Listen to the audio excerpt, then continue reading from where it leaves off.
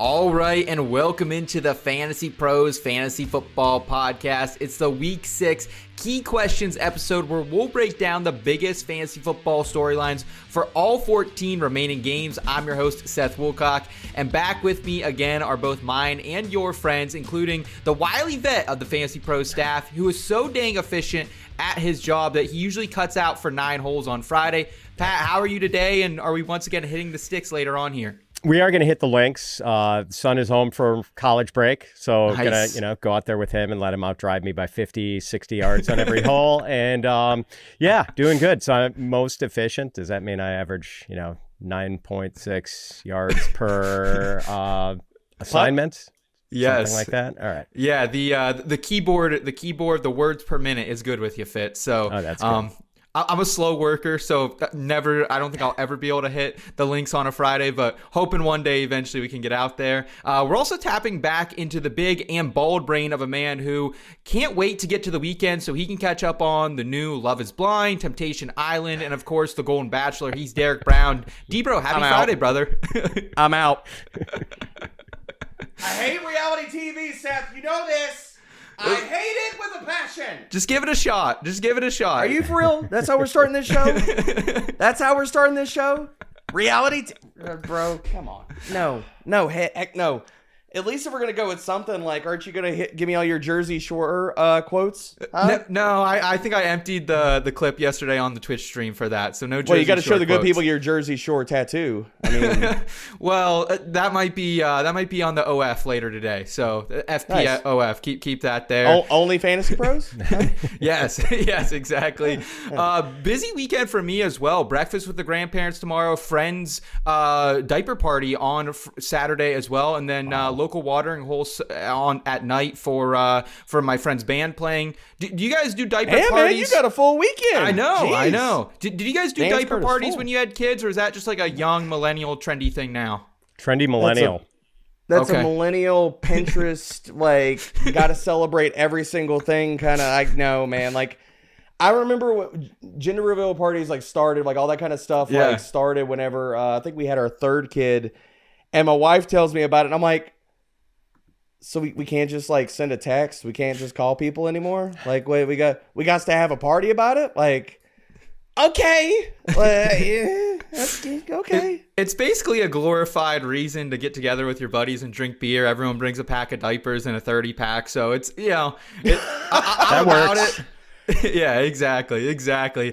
Today's program does look like this, folks. We'll go inside the fantasy football and betting storylines for the weekend that can help you make any last-minute lineup decisions. And before jumping in, quick shout out to everyone riding with us on the Fantasy Pros YouTube channel or the audio feed. Thank you so much for all the support so far this season. Please do us a quick favor. Give this video a thumbs up if you enjoy this type of content, and make sure you subscribe if you're new. Word on street is when we get to 300K subs, we will be launching D-Bro's new show where he reacts to the latest in reality TV. So help us bring that to you, please. That's only going to be streamed on Only Fantasy Pros, just Yes. so everybody knows. Yes. You could sub now. Hit me up, DM in the Discord. Also, be sure to check out our weekly and rest of season consensus rankings at fantasypros.com/rankings. And gentlemen, let's go ahead and get to the storylines, where we're going to start across the pond. The Denver Broncos against the New York Jets in London, 9:30 a.m. Eastern time. And what I want to know is which rookie will have a better performance, RJ Harvey or Mason Taylor. It's been a really slow start for RJ Harvey, averaging just 8.3 fantasy points per game on 9.2 touches per game as well. But the Jets are a sensational matchup for running backs, landing him as the ECR RB37. Mason Taylor, meanwhile, the hot name on the block after a 3-game stretch where he totaled 25 targets. But he has a pretty neutral matchup against the Broncos, currently ECR tight end 13. So Fitz, having less of an attachment to these players as D-Bro might, who do you think shows up overseas on Sunday morning? Well, D-Bro likes both of these guys. He has been banging the drum for Mason Taylor in our waiver article for a couple of weeks now, and that's the way I'm going here, Seth. Like, it has to be Taylor. He is the Jets' number 2 pass catcher now, behind Garrett Wilson.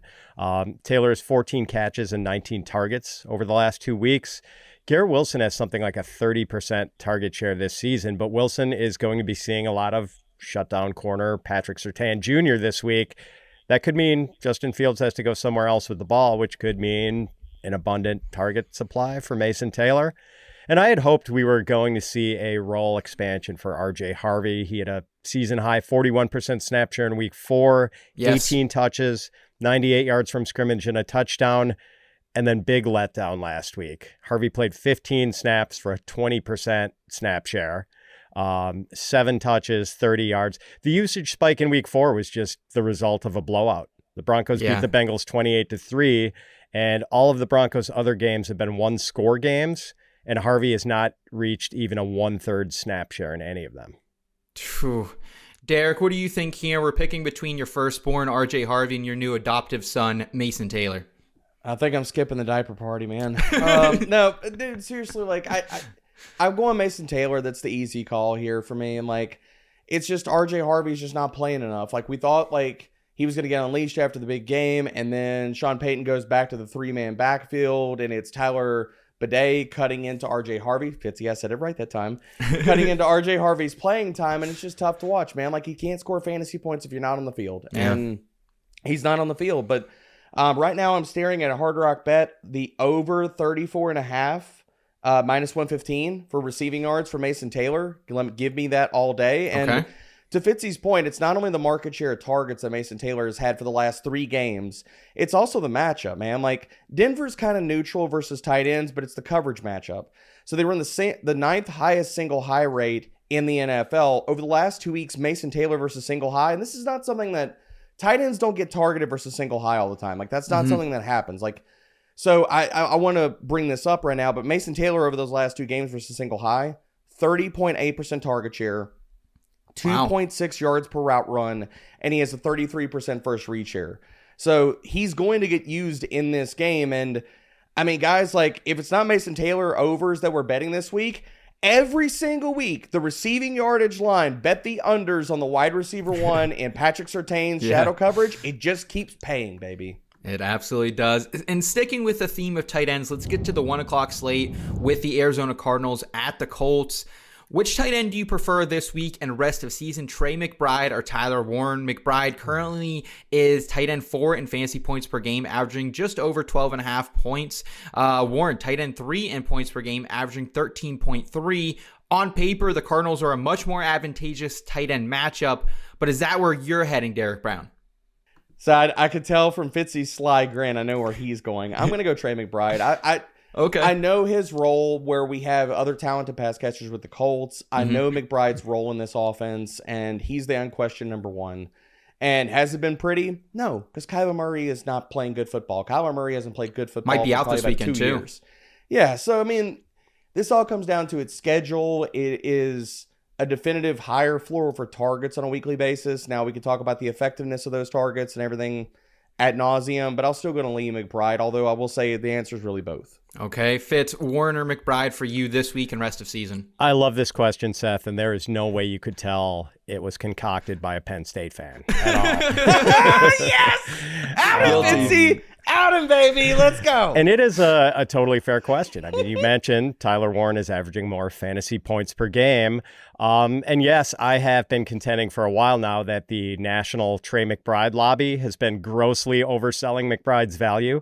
In fact, Seth, at the Fantasy Football Expo in Canton, Ohio, a couple months ago, I was at George's Lounge, our favorite place, arguing with half the bar that Trey McBride should not have been considered the tight end 1 in fantasy drafts. And I was there as a witness. Yeah, 3 a.m. Fitzy was doing it. Well, still doing it. Debro was part of it. I mean, I was like John Wick fighting half the bar on this. I had to argue with our 6'8" friend Andrew, a.k.a. Disco, a.k.a. Big Draft Energy from Big Drafters HQ. Yeah. I think I was also arguing with John Daigle and Ian Hartitz. And, of course, I was arguing with Debro, the head of the national Trey McBride lobby. But you know what, Seth? For the rest of the 2025 season, I'm still going to roll with Trey McBride over Warren. Just on sheer target and catch volume. McBride is averaging 8.4 targets and 5.8 catches a game. He's had at least 5 catches in every game. Only 6.2 targets per game for Warren, and has not had more than 6 targets in any of his last 3. But this is close. I might even pivot to Tyler Warren in standard scoring. And if Kyler Murray is in fact out, I would rather have Warren in my lineup this week. But for the season as a whole, I'll still take Trey McBride over Warren. But I guarantee you, Seth, that Warren will be ahead of Trey McBride in my 2026 draft rankings. Not even a Let's question. go. Okay. Man, Fitzy threw me a curveball there. I was not expecting that. I thought this was going to be like Tyler Warren easy season for Fitzy. I know. I gave him a little soft toss, and he still zigged. Threw the curveball. Wily veteran, man. He's in all of it. Love it. Let's get to the Rams against the Ravens. No Worm on the show, so he didn't have to talk about this one, thankfully. Will Matthew Stafford go over plus 150 or under minus 190, 2.5 passing touchdowns this weekend against the Ravens secondary? And is he a must start is the question here, gentlemen. The Ravens have paced as the second best matchups for opposing quarterbacks this season. They've allowed 8 passing touchdowns in the past 2 weeks alone. So Fitz, over under for Stafford, and is he in your lineups this week if you have him? Well, Seth, since I knew this question was coming, I had to do the math on it before answering. And since joining the Rams in 2021, Stafford has thrown 3 or more touchdown passes in 17 of his 62 regular season starts. So 27.4%. The under looks like the better percentage play here, but 9 of the games where Stafford had 3 or more touchdown passes came in his first season with the Rams, 2021. That was the crazy Cooper Kupp season. Yes. Where Kupp had 145 catches and almost 2,000 yards. Stafford had 3 or more touchdowns in more than half of his starts that year. And maybe this is playing out as another 2021 type of setup for Stafford, with Puka Nacua going wild every week and Devontae Adams still playing like a star. Stafford also has momentum and matchup on his side this week. He's thrown 3 touchdown passes in each of his last 2 games, and the Ravens defense is a tire fire right now. But look, Seth, I do not like making bets with odds of minus 190. If I do, it better be close to a sure thing. And this is not close to a sure thing, this under. And it's way more fun to take the over at plus 150 and then rub it in our guy Worm's face after it hits. So, yeah, I'll take the over here. And is Stafford a must start? Like, I think I've got him sort of, he's QB9, I think, for me this week. So I don't know. I guess I'm not starting him over guys like Drake May or some of the tip-top guys. But I think if you have Stafford in most cases, you are probably starting him. Derek, you've been pounding the table for Stafford for a few weeks now in some good matchups. Are you once again doing it here in week 6? Oh, absolutely. I mean, I've got a QB9 with Fitzy, I think. But here's the interesting lace of guys that I would be starting Matthew Stafford over Daniel Jones. I'm starting Matthew Stafford over Caleb Williams, Jordan Love, Justin Fields, Jared Goff, even though I like Goff this week. Matthew Stafford, like, he's QB9, but those are a number of the names where people could be having lineup decisions, and I'm starting Stafford over all of them. Like, the Ravens secondary is terrible. I'll take the over reluctantly. Again, like with Fitzy and his wonderful analysis here, it's like 2.5 over, 2.5 passing touchdowns is tough, but I mean, Stafford probably gets there this week. I mean, if Adams was still banged up, he was out of the lineup or something, then I wouldn't, but with all of his weapons pretty much healthy. I mean, Tutu Atwell is now dealing with a hamstring issue. Tyler Higbee, I don't know if we're going to see him this week, but they're talking about getting Terrence Ferguson more involved, so that's good. So Stafford, like, he's about as close to a must-start as you can get, like, as a top 10 fantasy quarterback, and I think he's going to crush, man. The Baltimore Ravens defense, I don't even have to give you any numbers here. They stink. Simply stink. They absolutely do. And before we keep it moving, today's show is brought to you by our presenting sponsor, Hard Rock Bet. The Hard Rock Bet Sportsbook app is top rated, probably because there are so many promos and so much to bet. If you're doing some fancy research for Sunday, don't forget to check out those player odds to score on the Hard Rock Bet app. And if you want to ride the hot hand, look at the Hard Rock Bet Stats Hub. Fantasy Pros has CMC Christian McCaffrey as our consensus third-ranked running back this week. He's reached the end zone in 7 straight October games. Or if you want a sleeper, Kareem Hunt is buried down at number 34 in the ECR rankings, but Hunt loves October. According to Hard Rock Bet Stats Hub, he has scored a touchdown in 7 straight October games. He scored twice last week, and he hit paydirt again. You can bet this streak and find more insights any day on the Hard Rock Bet app. And if you haven't tried your first bet on Hard Rock Bet yet, then don't worry, there's still time. You can get $150 in bonus bets if you win. Just place a $5 bet, and if it hits, you're not only going to get your winnings, but you're going to get $150 back in bonus bets. So go ahead, download the Hard Rock Bet app today and make your first deposit. Let's head to the North Shore of the Ohio River, where the Cleveland Browns are against the Pittsburgh Steelers in Acrisure Stadium. Gentlemen, are you starting or rostering anyone in this game aside from the running backs Quinshot Judkins and Jaylen Warren and wide receiver DK Metcalf? These are really consolidated offenses. The defenses are certainly rounded into form as well. So, Debro, are you starting or rostering anyone aside from the big three here? So actually, and this, I'm going out on a limb here. I'm kind of like optimistic about the Cleveland Browns pass catchers this week. David Njoku had a huge target share last week, and Dylan Gabriel's first start, 24.2%. He got almost a 29% first read share. It is a very, very good matchup for David Njoku. So, I mean, the Steelers have given up the third most fantasy points per game to tight ends. So, Njoku, if you need a tight end option, I'm riding with him this week. And I think there's flex appeal for Jerry Jeudy and Isaiah Bond here. I mean, let's not kid ourselves. The Pittsburgh Steelers secondary has not played well. I know Joey Porter's getting healthier and maybe they're rounding into form a little bit, but Jerry Jeudy, I mean, he leads his team in deep targets, and that's really what I want to focus on for him and Isaiah Bond is both those guys have been 1 and 2 for the passing attack for deep targets, and the Steelers have given up the third highest deep completion rate and the fifth most deep passing yards per game this season. So if there was ever a game where I'm not telling you to feel good about flexing either one of these guys, but I think they are flex viable this week, considering the matchup, Jerry Jeudy and Isaiah Bond, if you're in a pinch, yeah, you can play them this week. What about you, Fitzy? Are you firing anyone up from Cleveland or Pittsburgh here? On the Steelers side, maybe Kenneth Gainwell in a deep league, or if you're getting just wrecked by injuries. Like Gainwell had that big game against the Vikings in Ireland with Jaylen Warren out a couple of weeks ago. Maybe he gets double-digit targets this week against the Browns if the Steelers sort of make this like a 60-40 backfield in Warren's favor. But we do know it's a tough matchup with the Browns, whose run defense is just terrific. On the Browns side, I'd definitely be willing to start Njoku.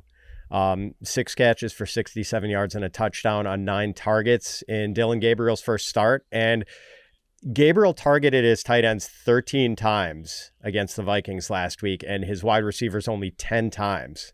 So maybe Njoku is going to be Gabriel's security blanket. And Debro pointed out the matchup with the Steelers looks pretty good. I don't know if I'm ready to go to any of the wide receivers with the Browns until we start seeing Dylan Gabriel, doing a little more work with those guys. Is it back to Njoku over Fanon for both of you guys rest of the season? Yep. I think so, yeah. Okay. It is for me, and the reason I didn't bring up Fanon, although I highlighted the really good matchup for tight ends because, dude, he dropped below a 50% snap share last week. So if he's not running routes, like you have to be out there, much like we talked about RJ Harvey, you got to run routes, you got to play snaps. If you're not doing that, you can't score fantasy points. Yeah. Just a reality. Fanon's a really nice asset for Dynasty. I think you should be happy if you've got him on your roster. But for redraft, I think he's pretty marginal. Okay. Well, Fitzy, so just real fast, do you think there's any chance they trade Njoku with them selling off Joe Flacco? Like, that's the only reason where I got a few questions in the Discord and people are like, do I drop him? And I'm like, if you need the space, drop him. But if you've got like a spot where you can hold him right now, I'm not willing to say that the Browns will not trade Njoku considering the state of their roster and how they are moving forward. Just like the Joe Flacco trade away, like that signals something. Yeah, it's possible. I'm trying to look up the terms of David Njoku's contract here. Like, do we know? He's a free agent after this year. He is? Then it's entirely possible. Yeah. Who needs a tight end? I'm trying to think off the top of the dome who would maybe be Chargers. interested. Chargers say hi. Oh. That's and one who point. can block, which would really help the Chargers with their tackle good point. issues. Yeah. Yep. All right, let's go ahead and get to the Seattle Seahawks against the Jacksonville Jaguars. Rank these flex options, boys. Cooper Kupp averaging 8.6 fantasy points per game. ECR wide receiver 39. Zach Charbonnet averaging just about 9 fantasy points per game. ECR RB 29. And then Travis Hunter still pushing that agenda here, folks. 6.8 fantasy points per game. ECR 49. Fitz, are you starting any of these options at flex, and rank them for me 1 through 3, please? Man, I'm not excited about starting any of them, Seth. Okay. But I would rank them. I'd put Charbonnet at the top, just for the possible touchdown outlook. Like, he does seem to be their preferred goal line guy. Kupp versus Hunter is close, Like, I'll put Kupp second here behind Charbonnet with the caveat that if I'm a big underdog, I would play Hunter, hoping to get lucky and hit on a big play or two, because you're not getting any 60-yard splash plays from Cooper Kupp at this point, unless, multiple defenders fall down on him. One thing about Hunter, and I'd be curious to see if Debro agrees with this or just thinks I'm overthinking it, but with that little trade we saw between the Jaguars and the Browns exchanging cornerbacks, Tyson Campbell goes to the Browns, Greg Newsome goes to the Jaguars. Campbell, multiple years left on his deal. Newsome in the final year of his. I wonder, bro, if you're a Travis Hunter investor in Dynasty, is this maybe a sign that Hunter's going to be playing more cornerback in 2026 since Newsome may or may not be there? Like, if they don't sign Newsome to a contract extension lickety split, I would be really worried if I were a Travis Hunter Dynasty stakeholder. I don't think you're crazy at all. When I saw that trade, I thought two things. Tyson Campbell obviously is not jiving with this new regime because they were not the ones that gave him the contract. Right. So I think that's one. And then part and parcel with that too, I think, Travis Hunter, I think is probably going to be playing more corner. And here's the thing. I think he should be playing more corner. I brought up my concerns, Seth. You listened to this on the NFL Draft Show. I brought up my concerns about Travis Hunter and his route running and abilities as a wide receiver. And this is not saying that the kid can't grow into being a stellar wide receiver, but he's very raw in those aspects. And the Jags need to stop playing the middle here and pick a freaking lane. You either want a marginally good player on both sides of the ball, but you are stealing his ability away to possibly be elite on one side of the ball by doing what you're doing right now. I said in the pre-draft process, and I'll say it again here, like, they need to pick a freaking lane. The whole like dual threat, whatever, sounds good on paper, but in reality's sake, no, it's not. You're stunning the growth of a player. But getting back to this, I would just take the dart throw upside of Travis Hunter. In saying all of that, I would take the dart throw upside. I don't want to play any of these guys, but if I have to play one, if I have to play any of them, I would take the dart throw upside of Travis Hunter only because Seattle has given up the 7th most PPR points per target and the 5th most receiving yards per game to opposing slot receivers. So that's why I would go with Travis Hunter on this one. Zach Charbonnet is the second guy here. And this, in like Fitzy outline, it's just touchdown hunting.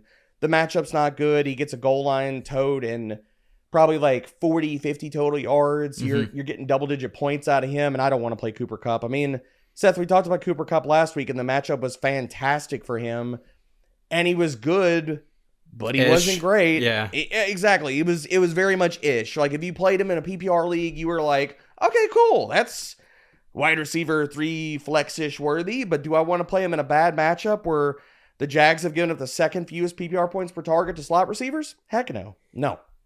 All right, let's go ahead and get to South Beach, where the Chargers come to town to face the Dolphins. Which recently promoted player will have the better game, Malik Washington or Hassan Haskins?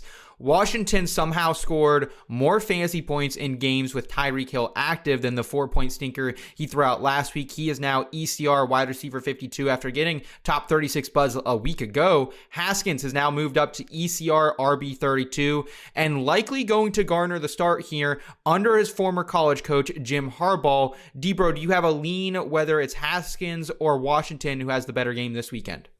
I'll go with Haskins, and again, I'm just touchdown hunting here. I mean, he's the Chargers' Zach Charbonnet for me. I mean, it's really just hope he gets a goal line carry, he converts, he gets 40, 50 total yards, and you enjoy that type of stat line. And it just comes down to, like, I don't have any faith in Hassan Haskins to hold this role. I think we've seen enough of him in his NFL career, and I know it's been very, very little, but, like, dude, 65 some odd carries in his career. He's got 2 runs of 10-plus yards. He doesn't break tackles at a high rate.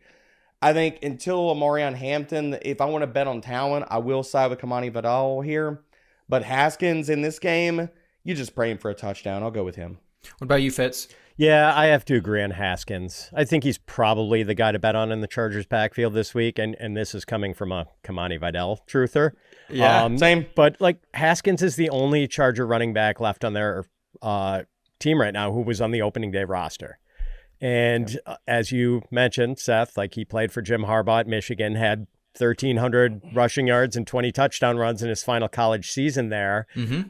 Doesn't have much pass catching potential. I'm sure someone else is going to be playing on obvious passing downs for the Chargers. But At 228 pounds, I think he goes. Like, it's a pretty safe bet Haskins is going to be the goal line guy, as Debro said. So you're betting on the touchdown thing. Like, Malik Washington's average depth of target is 4.9 yards this year. Pretty incredible feat last week of catching 4 passes for 0 yards. That's where the 4 points came from, just empty PPR calories, man. There's just not a lot of big play potential with an ADOT that low. So Washington could maybe get you 5 or 6 catches on a good day, but he's probably not giving you much in the way of yardage, and not a great bet for a touchdown either. Fitzy's going to shove Malik Washington into the Wan'Dale Robinson hurt locker that exists in his No, man. I got way too cute with Malik Washington in the rankings last week. Like, I thought he could be a top 40 guy. Yeah, not so much. Okay. All right. Well, let's go ahead and keep it moving here, folks. But before we do, I wanted to remind you that you can let Autopilot manage your fantasy football lineup automatically, so you never have to worry about last-minute changes.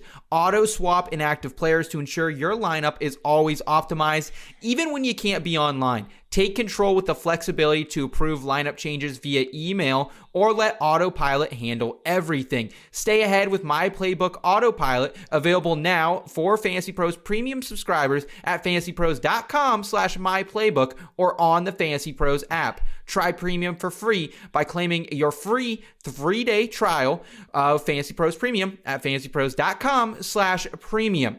Also, we have a special offer for you to unlock all of Betting Pros premium features for free. Download the Betting Pros app today using the promo code FP1month. Again, that's FP1month. You're going to get access to tools like the same game parlay tool, the prop bet analyzer, and the Prize Picks prop bet cheat sheet. Don't miss out. Try it for free now. Available on iOS and Android.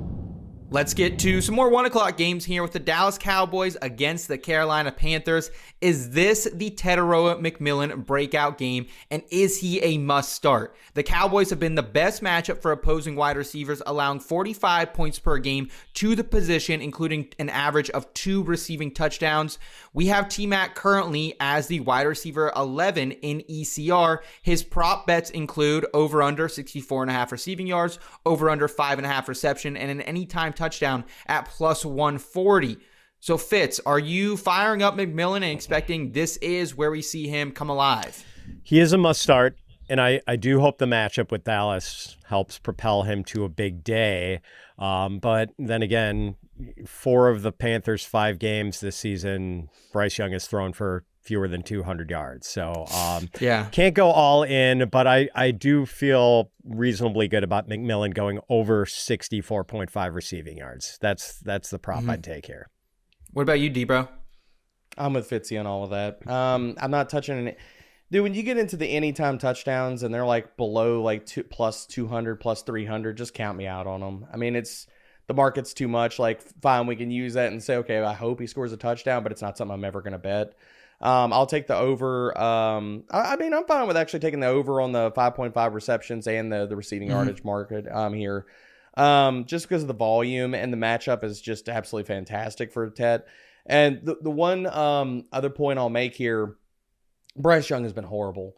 But I will say that outside of Tetairoa McMillan, what other options has he had to throw to? Like, Xavier Legette at this point in his career, we should understand he's just not it. Like, the first round capital was testing, combine, all that kind of stuff. I was never that much in on him as a prospect. Egregious overpay.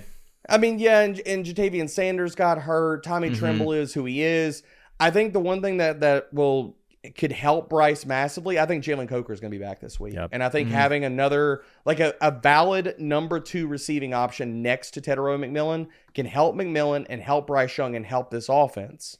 And I know that's putting a lot at the feet of Jalen Coker, but the kid's freaking talented, man. And when you got no other freaking options, I mean, it's not hard for defenses to key on one player. So I think that can definitely help Tet, and the matchup's awesome. So let's go ahead and get to the Bayou for the Saints, who will be hosting the New England Patriots. Better flex play here, Jim's Travion Henderson or Kendre Miller. Alvin Kamara injured his ankle Wednesday at practice. He was limited on Thursday. Hendo currently 8.2 fantasy points per game. He's RB30 in ECR. And Kendre Miller, he has seen double-digit touches in back-to-back games, averaging 9.2 fantasy points per game, and has an ECR ranking of RB38. On paper, the Saints are a much better matchup for running backs, allowing nearly 23 fantasy points per game to the position. Fitz, I can't even believe we're having this conversation, but here we are. Is it Kendre Miller for you at flex, or is it Travion Henderson? Well, if the Kamara injury were serious, then like this would be a conversation worth having. But right now it's being reported as not very concerning. So it seems like Kamara is going to play. Like guys play through low ankle injuries. If it's a low ankle, and it seems like it is in this case, Kamara is probably going to play. And Kendre Miller has looked good in recent weeks, but we just can't count on adequate touch volume. And he also has a pretty tough matchup. The New England run D is pretty legit. So I know Travion Henderson investors are very disappointed in his usage, and with good reason. Like the hope here is that the next Ramondre Stevenson fumble leads to a big usage spike for Henderson. And really that probably should have happened already since Ramondre has lost 3 fumbles in his last 3 games. But it turns out that Mike Vrabel is a more forgiving fellow than you might have imagined just looking at him. What about you, Derek? Miller or Hendo? Fitzy, did you hear the quote from Vrabel too, where he was talking to the media about Ramondre, where he was like, the fumbles are not just a Ramondre problem, they're the other guys on the team problem. Like they should be blocking guys, they shouldn't hit him and all kinds of stuff, like caping up hard for Ramondre. I mean, dude, we talked about this on last week's episode. Like, I don't know why they will not give the ball to Travion Henderson. I don't know why Travion's not breaking tackles. Like, none of this is working out for us right now. Like, I love the kid as a prospect, loved his talent, and it's not going that way. I don't want to play either one of these guys. Like, Travion's not getting it done. Ramondre could put the ball on the ground as many times apparently as he wants to, and he still gets the goal line totes. Like, yeah, like Henderson played 65% of the snaps in last week's game, and it didn't freaking matter. Like, after Ramondre fumbled and Antonio Gibson was out of the game, that was Henderson's snap share, and he still didn't get the work at the goal line. So, I don't want to play Henderson, and I don't want to play Kendre Miller. Like, Kamara's like not 100%, but I do like, I'm with Fitzy. I think he plays and stuff, but this is just not a good matchup for Kendre Miller. Like New England, 4th fewest rushing yards per game, 6th lowest explosive run rate. When you're making all of your fantasy point production on the early downs, it's a horrible matchup for that. So you went down the third door. You just said neither. You didn't even answer the question. Love that. Let's get to the Titans here against the Raiders. What are the keys to this game for going over 40.5 for the point total? And are you starting anyone in this matchup aside for running back Ashton Jeanty, Derek? So for this to go over the 40.5, I mean, really, Tony Pollard's got to produce and really ignite this Titans rushing attack. I mean, Tony Pollard's been good, but the offensive line, the passing attack, nothing else is giving him any kind of help.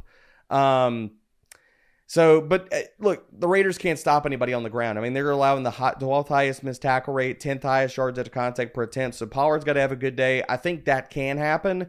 And Calvin really has to look like, okay, last week was not just a fluke. And the Raiders secondary could allow that. Like, they've given up the 6th most PPR points per target to perimeter wide receivers. So for this to hit the over, this Titans offense has to show some kind of life. And honestly, Geno Smith has got to play better than replacement level quarterback play, or we might see Kenny Pickett this week. Who knows? Mm-hmm. What about you, Fitz? Yeah, so I think the obvious key is decent quarterback play in this game. Geno Smith looking something like the Geno Smith we saw in Seattle, and hopefully Cam Ward can do his part too. But I think the secret key to this game going over, let's face it, might be a well-timed turnover or two that gives these offenses short fields to work with, because we're probably not getting many 70 or 80-yard touchdown drives in this game. Fair. Very, very fair. Where's Ashton Jeanty for you guys this week? Is he in that RB1 tier, or is he a little bit below it? What about you, bro? I've got him at RB9 right now. I think the pass game utility we saw last week is real, and it's probably here to stay. RB12 for me. Okay. Just, I still worry a little about that Raiders offensive line. Even in a decent matchup, no Colton Miller, that doesn't help. And by the way, like, which guys would I start? I mean, other than Jeanty, like, I think I'd still start Jacoby Myers, despite the bad 2-week stretch he's had. and I would start Tony Pollard. Okay. Okay. That's pretty much it. No Calvin Ridley for you this week, guys? No, he up until that big game last week, he had just been a train wreck with drops. Man. I think he's flex viable, but do I want to play him? No. It just comes down to like which bad option on your fantasy roster do you feel best about? I mean, Ridley's maybe at the top of that heap, but it's not good. Okay. If you want a chance to win a signed A.J. Brown Eagles jersey for free, courtesy of our friends over at pristineauction.com, all you need to do is head to fantasypros.com/contest and complete the form. You can either download the Fantasy Pros app, leave a review for the podcast, or follow us on X, Instagram, or TikTok. We're at Fantasy Pros. The more actions you complete, the more entries you're going to receive, and we will announce a winner right here on the program nearing the beginning of next month. So if you're watching on YouTube, please be sure to ring the bell so you can be alerted when new episodes are up and to claim your prize if you are that lucky winner. All right, let's get to some late afternoon games with the San Francisco 49ers at the Tampa Bay Buccaneers. Which award frontrunner shows out for fantasy managers the most this weekend, gents? Baker Mayfield here, MVP candidate, plus 650 right now in that market. He's been awesome for fantasy as well. Quarterback for 21.2 fantasy points per game. ECR QB7. Emeka Egbuka now minus money, minus 110 for Offensive Rookie of the Year. Unbelievable run for the former Buckeye here. Wide receiver 3, averaging 20.6 fantasy points per game. ECR wide receiver 4 this week. And then, of course, Christian McCaffrey, comeback player of the year favorite, plus 200. RB1, averaging 24.8 points per game. To no surprise, he is the RB1 in ECR once again this week. So, Fitz, which award front runner do you think has a big showing here for fantasy managers? Oh, man, I'll say all of them. I think it's going to be a pretty good game for all these guys. But if I had to drill down and pick one, McCaffrey. Like the crazy target volume is there every week. He is averaging 10.4 targets and has not had fewer than 7 targets in any game this season. McCaffrey is averaging 77.4 receiving yards a game. And he's had more than 80 receiving yards in 3 straight. Wow. And the 49ers still have a lot of injured pass catchers. Like, we don't know if Juwan Jennings or Ricky Pearsall are going to go in this one. George Kittle is still out. So it's hard to see McCaffrey's target load being reduced.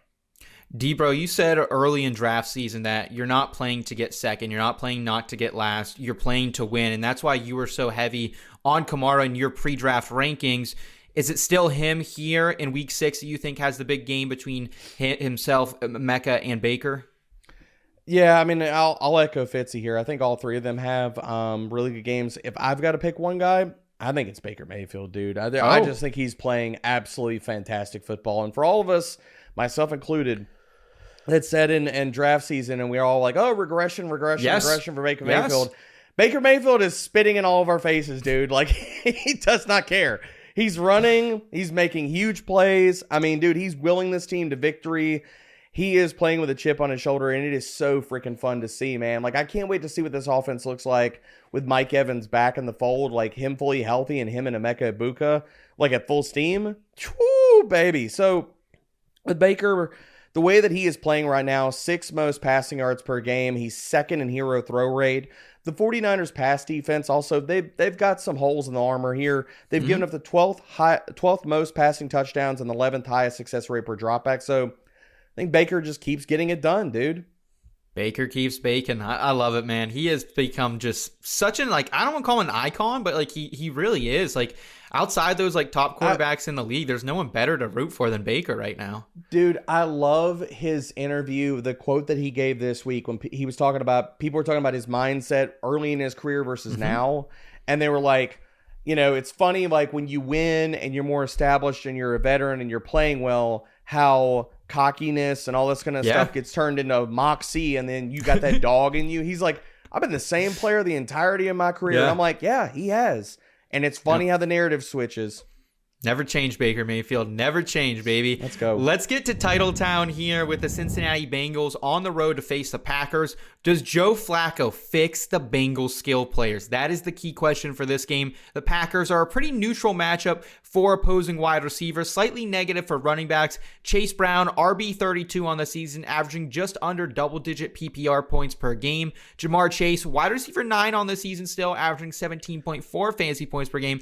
And then T. Higgins, also really underperforming, wide receiver 48, averaging just over 8 fantasy points per game.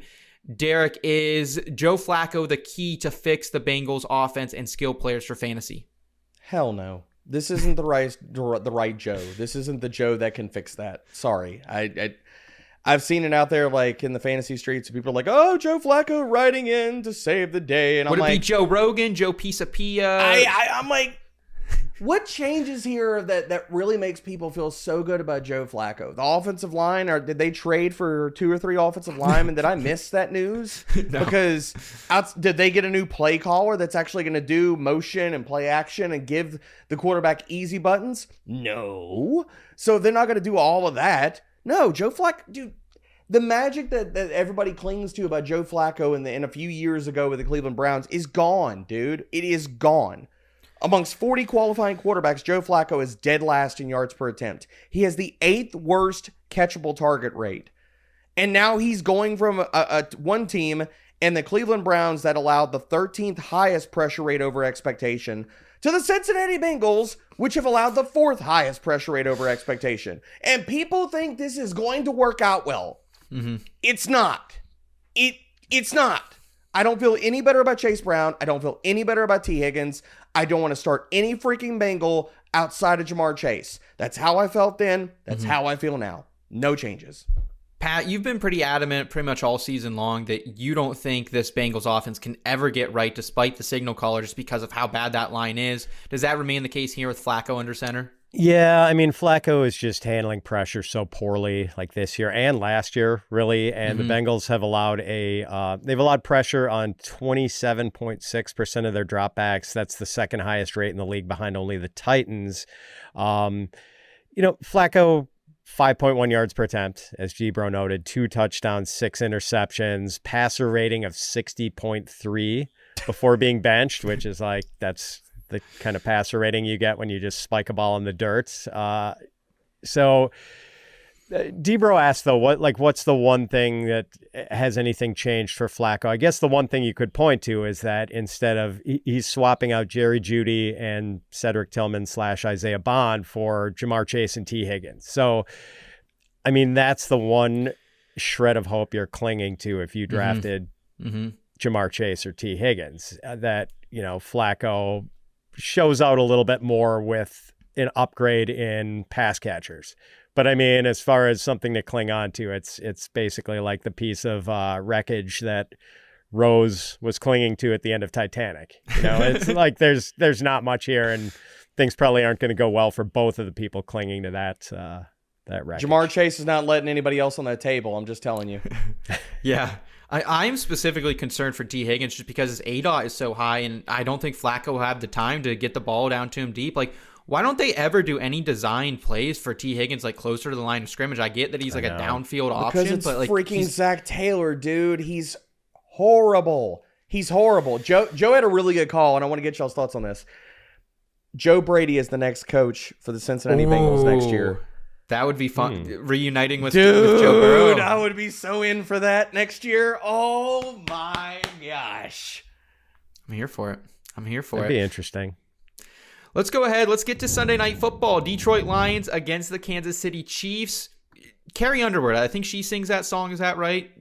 D-Bro, can you do a little Carrie Underwood impression for us? You got anything? Homie, you're asking the wrong person for that. Fitzy can do that probably better than I can. No, sir. Leave me out of this. I couldn't even tell you one Carrie Underwood song. I will leave that to you, Seth. Oh, okay. Well, I'm the country kid, so it makes You sense. are. I will say flannel and all this morning, by the way.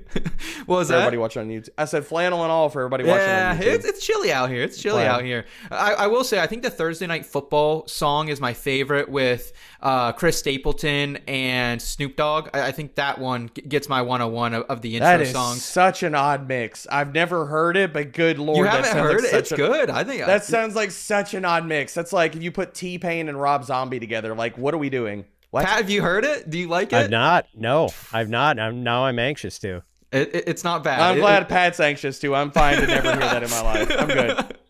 The question here, gentlemen, we're going to do a little draft. The quarterbacks, Mahomes, Goff off the board. Tight ends, Kelsey, Laporta gone. Wide receiver ones for both teams, Xavier Worthy and Amon-Ra St. Brown. You can't draft them. Who are you drafting out of the remaining players to put into your lineups this week? Fitz, start with you. Oh, man. Like, I know who the chalk is, I think, of the guys you didn't mention. But I'm actually... I guess, yeah, the Detroit running back should probably be off the board, too. Apologies on that one. That's Both the of one I them? was going Okay, with. yeah, that's... All right, so I'm going to go with Tyquan Thornton here. Ooh. And Thornton has scored a touchdown in 3 of his last 4 games. He's had 59 or more receiving yards in 3 of his last 4 games. Like, he's been a sneaky, usable fantasy asset, and I don't think he's found his way into many lineups, but maybe he should find his way into your lineup this week if you've got him, because look, this Lions secondary, no DJ Reed, no Terrion Arnold. I think one of their backup cornerbacks is out too for this game. Like, that is a really banged up secondary. So, I know Xavier Worthy not fully healthy yet, still another week away from the return of Rashee Rice. I think Tyquan Thornton might have a good day again. Debro, who are you drafting? Well, I was going to say David Montgomery, but now we're giving Yeah, that was a low-hanging fruit. That was a Yeah, I low-hanging fruit. know, and I was fine to pick it and eat it, okay? I was very fine to pick it and eat it. But to Fitzy's point, yeah, I'll go Tyquan Thornton, or it's Kareem Hunt just shooting for the touchdown here. But to Fitzy's point, I mean, Terrion Arnold out, DJ Reed is out. You've got Vontae Maddox is questionable. Rockison, we know his game. He tries to press you at the line. He doesn't have the wheels to run with these guys. So I'll go Tyquan Thornton. I mean, we know his role in this offense, and I don't even know if he gets a 50% snap share. Depending on Worthy, if Worthy is out, then that obviously rises. But we also know his role in this offense, and that is he's going to be the field stretcher. So even if it's only 3 to 4 targets, if he makes good on 2 of those, that can make your fantasy day. So. Quick sidebar on Kareem Hunt, and it kind of ties back to my friend who is having the diaper party this weekend. He sends me a screenshot Monday night that he accidentally placed a bet. He was trying to do first-time touchdown parlay for Ramondre and Kareem Hunt, but he accidentally did 2 touchdowns each, and then he cashed out of it after he realized his mistake. It was a $5 bet that would have paid out $15,000, and he took a 50-cent loss just to cash it out. So... Wow. Pour one out for Zach. That was Redo the bet? Redo the bet? I mean, why you not? want to talk about someone who's going to have regrets if that one hits. And, It's $5, dude. I'm tossing that back in. What did you say? 7 straight Kareem Hunt October games with a touchdown? Like Reggie Jackson is going to have to relinquish his Mr. October title to Kareem Hunt. Yeah. So, man, I would have just rode with the $5 bet. Row with the $5. Tell your friend to put that bet back in. He'll be very happy. Like, I'm not telling you, I'm not out here forecasting that, but it's not crazy. Yeah, let it ride again. We just saw it happen. It's not crazy. I know. Poor guy. Oh, could have paid for his baby's delivery right there in one wager. It's a lot of diapers, dude. It is. Let's get to Monday Night Football, where we have 2 games, starting with the Buffalo Bills against the Atlanta Falcons. Which former first-round tight end do you trust more, Dalton Kincaid or Kyle Pitts? Kincaid, currently the tight end 4 right now, averaging 13.3 points per game, was limited in practice Thursday, and the Falcons are the worst matchups for opposing tight ends. Pitts, meanwhile, tight end 14, averaging 11.5 points per game, but the Bills, the second worst matchup for tight ends. So ECR has Kincaid 4 spots above Pitts at tight end 8. Do you agree with that ranking, Fitz? Yeah, I guess I do. Wait, I'm sorry. Who do we have in ECR? Higher? Kincaid at 8, Pitts at 12. Yeah, I think that's kind of in line with what I have. Okay. And like I'm a Pitts guy, and I think if I was betting on who would get more targets this game, I would bet Pitts. Mm-hmm. But better touchdown potential with Dalton Kincaid. He's had 3 in 5 games. He's getting his targets from Josh Allen. And I like Michael Penix, but we know who the better quarterback in this matchup is. And Kincaid's been like sneaky efficient this year. He is averaging 12 yards per target. And his 3 touchdowns this season, it has already outdone his touchdown totals from his first 2 years in the league when he had 2 each. Yep. Wow, insane. Derek, what about you here? Kincaid or Pitts? I mean, both terrible matchups, but might be a sneaky spot for one of them. Yeah, I'll echo everything Fitzy just said. I mean, I'm tying it to the quarterback that I believe in more. Both these have been historically terrible matchups, especially Buffalo for tight ends for the last 2 to 3 years. So it's not just a one year sample with this. And Kincaid has been freaking awesome on a per route basis. Like amongst 40 qualifying tight ends, I mean, I hate the fact that he still doesn't have a 70 or 75% route share. I absolutely freaking hate it.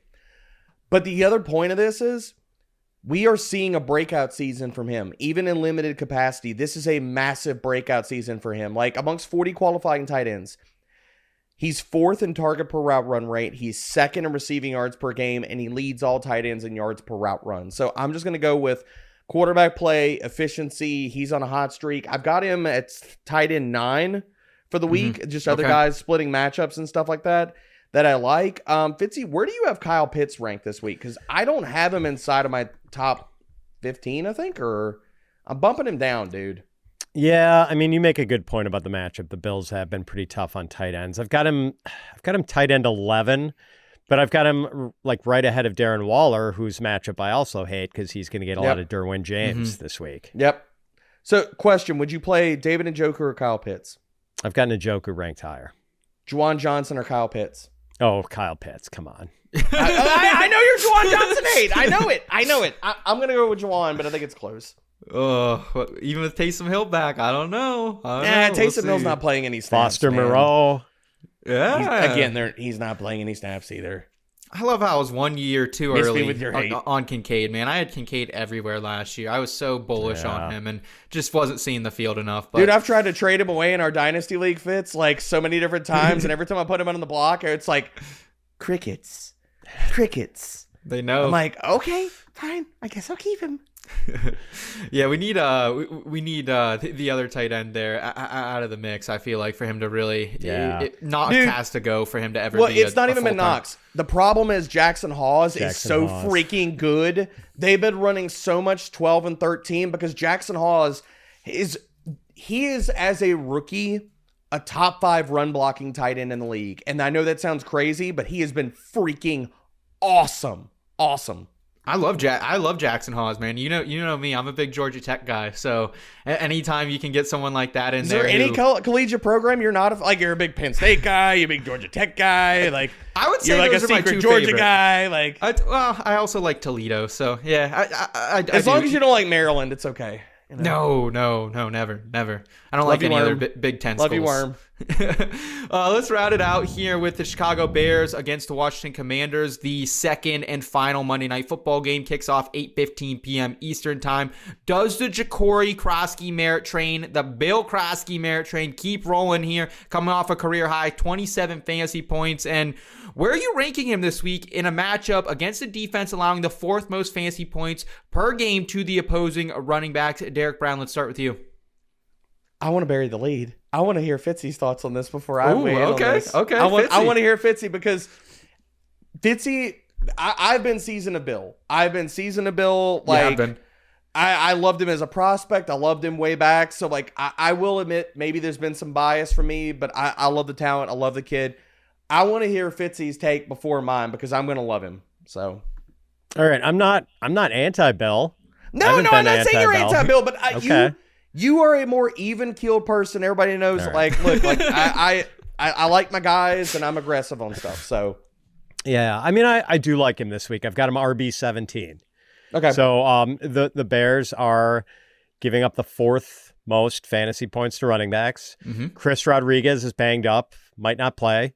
The Commanders have a pretty good offensive line. And, right now, Bill is just, he's been really good. He just needed that playing time boost, and he got it last week against the Chargers. He's leading the NFL in yards per carry at 6.6 and rushing success rate, which is like over 70%, which is really good for a running back.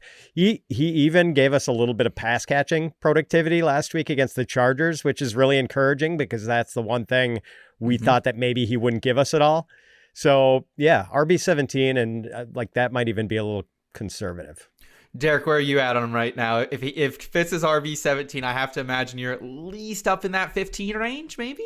I have him at RB13. I think he absolutely eviscerates them. I think the Bears, and this is partially because, yes, Bill is really freaking good, and I wonder how much the early season usage and the split up of this backfield. Yeah, sure, it's a rookie trying to get his legs under him in his first season, but it's also, I wonder how much what we don't know about how the injury stuff earlier in the year, maybe that played more of a role because, yeah, dude, last week, he played a season-high percentage of snaps. He had a season-high route share. He had a season-high target share.